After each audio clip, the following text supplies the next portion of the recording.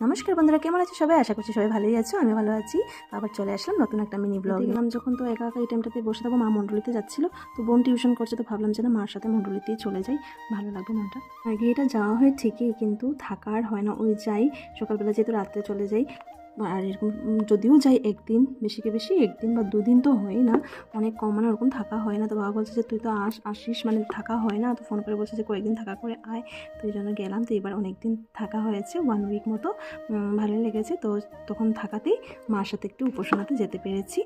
বিয়ের আগে যতগুলো উপাসনা হতো বাড়িতে, তো অনেক উপাসনা হতো আমাদের। তো আমাদের উপাসনা হলে বাবার কথা হলো বসতেই হবে। তো আমরা ছোটোর থেকে যে এরকম উপাসনাতে বসতে বসতে আমাদের উপাসনা পুরো শেখা হয়ে গেছে।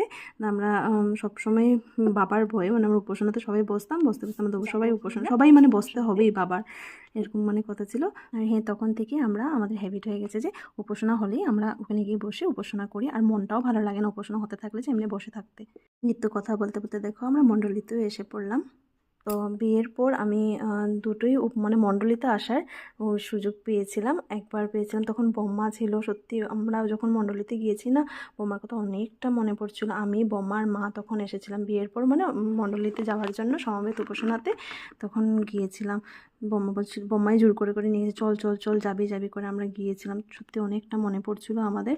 তো আজকে এই সুযোগ পেলাম মণ্ডলীতে যাওয়ার। তো দেখো সব আন্টিদের সাথেও দেখা হয়েছে অনেক দিন পর, খুব ভালো লেগেছে। তো ওদের সাথে একটা ভিডিও করে নিলাম, তারপরে আমরা চলে গেলাম বাড়িতে। ভিডিওটা কেমন লাগলো কমেন্ট করে জানিও। Thank you for watching. সবাই সুস্থ থেকো, ভালো থেকো।